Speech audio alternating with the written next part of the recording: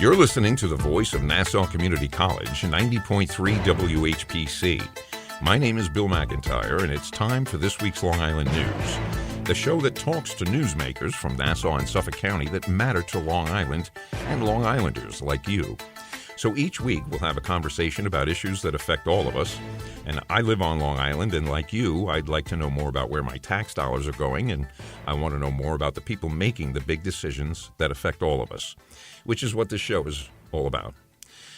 So our guest today is Dr. Matthew Harris, a pediatric emergency room physician at Cohen Children's Medical Center, part of the Northwell Health system, which, if you are not aware, is a 206-bed hospital dedicated exclusively to the care of children located in New Hyde Park. That's where the hospital is, not the children. Dr. Harris is also the medical director for Northwell's COVID vaccine program. Well, Dr. Harris, thank you for joining us. We welcome you to this week's Long Island News. Thanks so much for having me. Oh, well, thank you. I think we're at this stage of the game, a lot of people are perplexed, and now because we've had so much information in so many different times, you know, COVID is not just COVID. It's COVID early, and then we had, and I understand now, I was reading something about I guess we're up to the fifth strain of this. We had the B1 and they have all the number designations, and we're up to B5 now. And is this the one that's affecting most of us now? Yeah, it's a really important question. So, there are several different circulating serotypes I should say variants of the virus. Subvariants of the Omicron virus remain what's called the dominant variants that are most present. But what we know for sure is that we could do a better job as a public health perspective in identifying these variants and maintaining sort of a better surveillance of them. In Europe, for example, and in parts of South Africa, you could be quite sure the different types of variants that are circulating at any given time. That being said, the Omicron subvariants certainly are the dominant ones. We really don't see a lot of the Alpha or Delta variants that we saw early on in the pandemic. Those were the ones that made people truly very, very sick and had very high mortality rates. Needless to say, while the variants that are circulating in the U.S. are certainly less likely to put you in the hospital than the earlier variants, they still remain a very significant public health threat. Mm-hmm. Yeah. I mean, now there's a mixture of people carry a mask around because they don't know when they're going to need it. It goes in your fanny pack or whatever you got, to just in case. I know I play shows. I'm in bands, so you don't know when you go into a club. Is it going to be the audience has to be masked, but the performers don't have to be, and so there are so many variants. But I understand that your one of your specialties is the pediatric end of it and children and vaccines. I've asked quite a few people, what do you want to know about? Since I knew I was going to interview you, give me some questions, and they said we want to know everything. We don't really know. So the floor is yours, and tell us what's going on with the children's vaccines. Certainly. So this is really an important moment in the COVID-19 vaccine program and really in the pandemic overall. And, as you mentioned, I wear a couple different hats. I'm a pediatric emergency medicine physician, so I've seen some children extraordinarily ill with COVID or with a post-inflammatory condition called MISC, or multi-system inflammatory syndrome in children. I'm the medical director for our vaccine program, but perhaps most relevant to this conversation, I'm a parent of 3 children. And my older children who are school age, were vaccinated and now recently with some bribery and ice cream got their booster. And my youngest, Oliver, who's just 9 months old, was fortunate enough to receive his first vaccine last week at Cohen's. So, parents, I think, are fatigued and skeptical about the new vaccines. And I think that they have a healthy sense of concern, but I'd like to sort of walk through how I've approached this as a parent and how I talk to their parents about this. Certainly what we know now is that we have vaccinated hundreds of millions of people with the mRNA vaccines around the world. And despite what I think have become, significant rumors on the internet and social media, we know that overwhelmingly the vaccines are safe. There are certainly people out there who have had adverse reactions And I think those are things that as scientists and as physicians, we have to own, right? These are adverse reactions that we know are certainly part of any rollout of a new medication, a new vaccine, but they really do represent the overwhelming minority of vaccine administrations. What else do we know about the vaccines? We know that early in administration, for those first several months, they do provide us very significant protection, certainly against severe disease, maybe a little less so during Omicron against preventing disease altogether. But I remind people that when you go into a car and put on your seatbelt, it doesn't prevent the accident, but it prevents you from getting seriously injured. So the vaccines in this age group for children under 5, and let's remember that during the Omicron surge several months ago, that the children under 5 represented the greatest number of diagnosis in children, right? And these kids were getting hospitalized with relative frequency. To be clear, they were being hospitalized for things like dehydration or trouble breathing. So it wasn't the primary COVID infection that we saw in adults earlier on, but the sheer number of kids who were getting sick increased their percentage of those who were getting hospitalized pretty notably. So I think there's a section of the population that says, well, if I get COVID, I won't get that sick. And you know what? That's probably true. They might not get that sick. But we also know that they will be home for 5 to 10 days out of school and daycare. That has impacts on their education, on their socialization, on parents who now have to stay home from school. So this vaccine that's rolled out, the Pfizer and the Moderna data, really is robust, that it really does rev up your body's ability to fight, your immune system. It really does generate that immune response that we've been looking for, comparable to that in older kids and adults. The side effects are relatively minor. They tend to be the same thing you get with your flu shot or your tetanus shot. Your arm hurts for a few minutes afterwards. My son cried bloody murder for a minute, and then he was fine. But there have been no serious adverse events reported. We didn't see that inflammation of the heart, that myocarditis we saw in a very small number of adolescents and young people, predominantly with Moderna several months ago. So I think as a parent, I look at this and go, gosh, I think knowing that there will be more surges, knowing that we need to return and maintain some normalcy, the vaccine really makes a lot of sense to me as a parent. Yeah. People have to be aware that, there's one person who, just like you said, any vaccine that you roll out, there's going to be the outliers. There are going to be those things that happen. Those are, I don't know if you call that anecdotal evidence, but it's certainly not, it's not like the yeast in the bread. It doesn't spread through the whole thing, and now that's a truth. Correct. No, it can't Correct. be. And I do think that we should recognize that part of the last 2.5 years has been the scientific exploration and learning that we've done with this, right? We continue to learn and grow with this. Mm-hmm. And we can look back for certain at the Johnson & Johnson rollout that there was a point where scientists and physicians said, we have to pause for a moment. If you recall, we saw, albeit a small number of people, of especially younger women, sort of 18 to 49 years old, who developed a rare clotting disorder called TTP. Mm-hmm. And it seemed to have some association with the Johnson & Johnson vaccine, enough so that during the height of the Delta pandemic, a Delta wave, where we were really seeing very high rates of sick people, we took a moment and said, we need to make sure this is the right thing to do, that it's safe. And there was a pause. And while that pause gave a lot of people worsening skepticism, right, as a patient, as a vaccine recipient, and as a scientist, I said, this is exactly the right thing to do. I want to make sure that they know this is the right thing going forward. Mm-hmm. And we have seen a pretty significant restriction on the use of Johnson & Johnson, which is not available in children, really to those who can't otherwise take the mRNA vaccines, which are preferred. So I think parents and patients should actually see that as a positive, right? That we continue to evaluate the efficacy, the data, the science, and the safety, and that we're just not blindly moving forward. Yeah, I think it's unfortunate that the atmosphere that we all live in, that this COVID stuff, all of it, has to unfold in that atmosphere. Because, we got a problem with telling the truth in America. So, any little blip on the screen, and like you said, if you see, well, you know what? Maybe you should just put it on hold for a second. Let's look. That makes for another news story. They're not even sure. And, all the big mouths come out with. So I am very thankful that, because I know a lot of people who would love to sit and talk to you across the table and ask you the questions that, things they'd like to know. And right now, they're just asking their next door neighbor. And their next door neighbor is not the source, Right. So I'll tell you that one of the common questions I get from parents is, why did this take so long?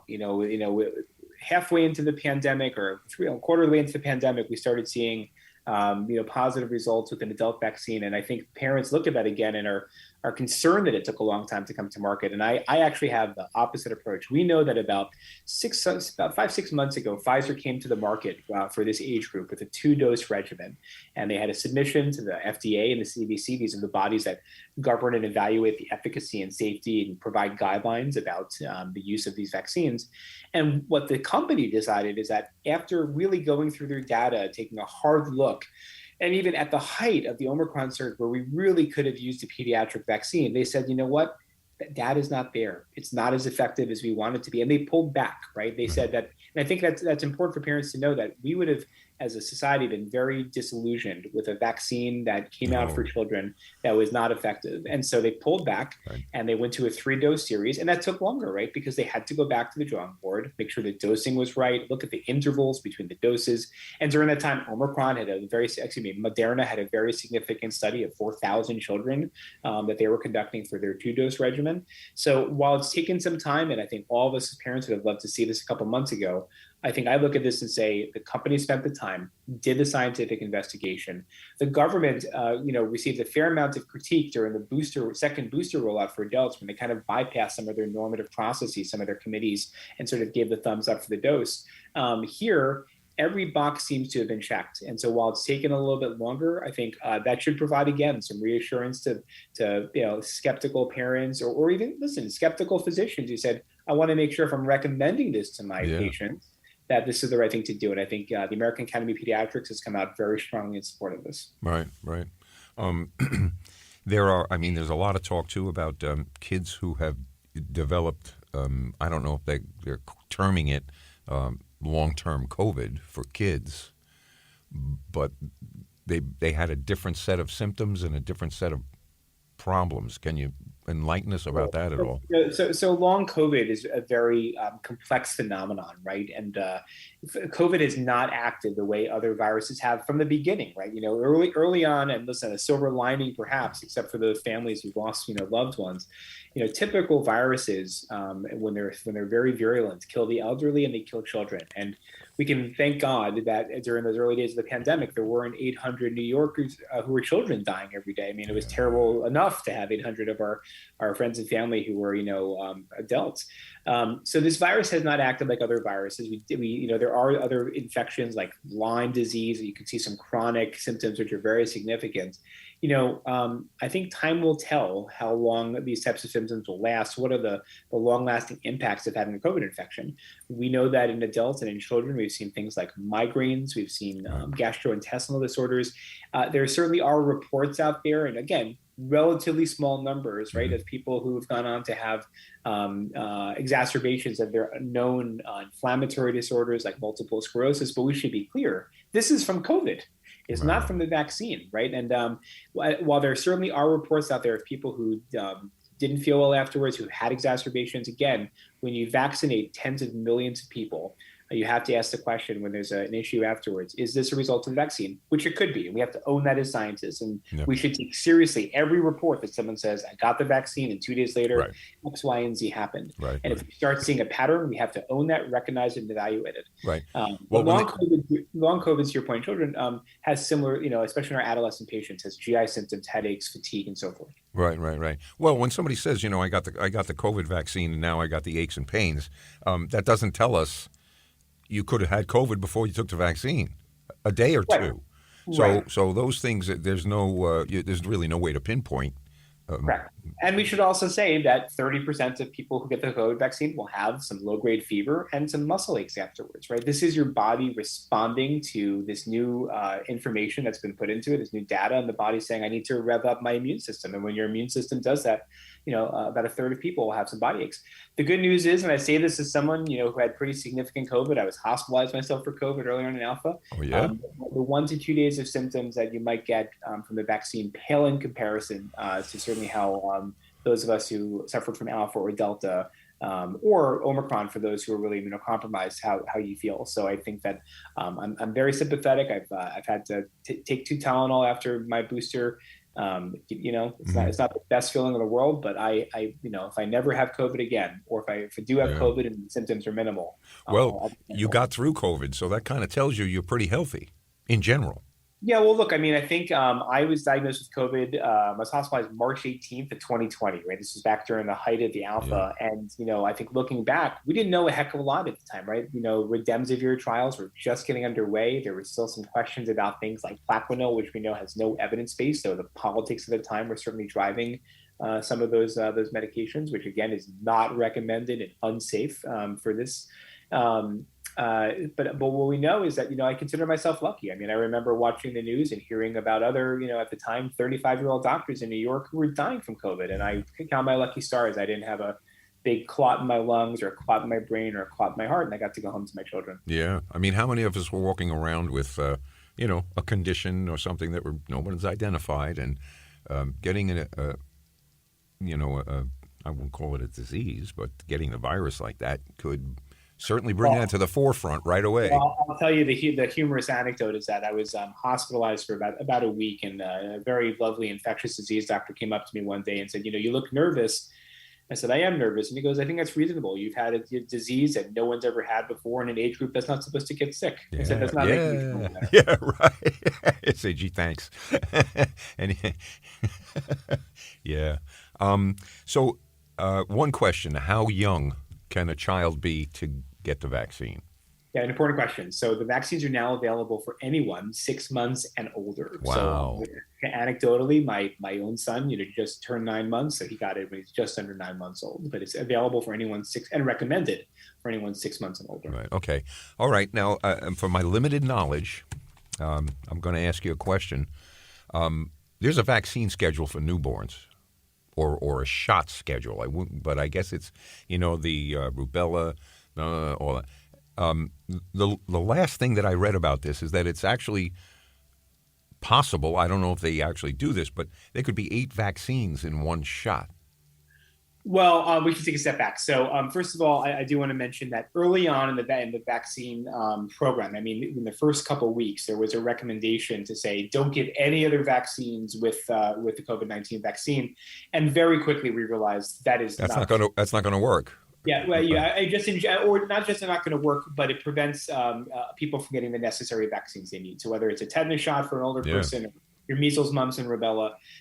So we should be very clear that the COVID vaccine does not impact and is not impacted by other vaccines. And so children who are getting their scheduled vaccines, and you do get quite a number of vaccines in your first year of life, certainly can get them together. Now, some parents might opt; they just don't want to give the same number of vaccines. There's certainly a series of alternate schedules of vaccination, which are not outwardly recommended by the American Academy of Pediatrics, but out there and available for patients. But if you're 9 months old, typically the big series of shots are at 2 months, 4 months, 6 months, and a year. So if you're somewhere between 6 months and a year, parents might say, what, maybe I'll get it at 8 months, so they get one shot, and then they can get their other vaccines on their regular schedule. But if it's convenient and you're there certainly is no downside. And many of these vaccines, we should say, are coupled, right? So the measles, mumps, and rubella is one vaccine. Your tetanus, diphtheria, pertussis is one vaccine. So it sounds like you're getting 8 vaccines. You're really getting 2 or 3 vaccines, 2 or 3 shots, and that's actually not that far off from the standard well child visit in this age group. Okay, and that's beside the COVID. I mean, without the COVID vaccines in there. Routine. So how many vaccines? How many vaccines does a newborn get? How many vaccines are there? I mean, for a newborn, that's 2 months, and then you get the shot. You're certainly testing my knowledge of general pediatrics. I won't hold you to it, but I won't hold you. So typically, again, at 2, 4, 6 months, and a year, you get things such as your Prevnar to prevent pneumococcal disease. You get tetanus and diphtheria. You get measles, mumps, and rubella. You get vaccinated against hepatitis A and hepatitis B. One of the really important vaccines as well is a rotavirus vaccine, which is a diarrheal illness which can make kids very sick. And that series, those vaccines have a series of either 3 or 4 doses that you complete over the course of your first year. So it's certainly not a pleasant visit to the pediatrician every time you go, but you do walk out of there with a heck of a lot of immunity. And the reality is we don't see a lot of these diseases in children anymore because of this. Right. Yeah. Okay, well, I have another question because we're not very high on the list for infant mortality. It's not like America is, there are none here. We're actually kind of worse than some countries. Yeah, it's certainly a sad statistic, and I'd have to go back and look. But I've seen us. I think our infant mortality is in general. Not we should be clear, not necessarily related to COVID, because I think Right. fortunately most infants who get COVID do just fine. Hmm. Um, but I think our overall infant mortality is worse than many countries that are in far worse economic conditions than we are. So I Yeah. think that has a lot more to do, frankly, with protecting maternal health, right? So Hmm. you're Oh, a well, lot of I think that's a part and parcel of that discussion is ensuring that we provide safe and equitable care to mothers who are expectant. I think there are implications of this that go down the socioeconomic realm, food insecurity, exposure to hmm. smoking and cigarettes at home. So I think that this is a multifaceted problem, All right. but certainly Yeah. we should be Well, a little ashamed of here in the U.S. I wouldn't pin it on any one, but I read a thing that 7 out of 10 registered voters, anyway, there's one poll, that think that we should have universal health care.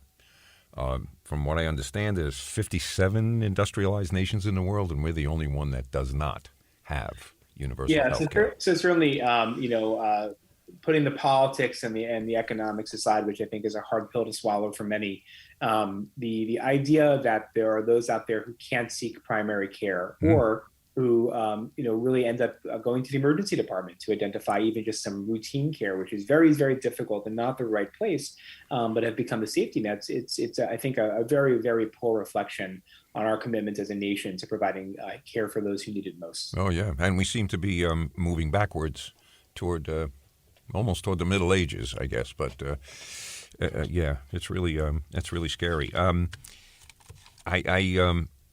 One of the things that I've always bristled at, I was in unions and I worked in the city, and so a guy would either quit his job or lose his job, and the offer to continue his insurance coverage was Cobra.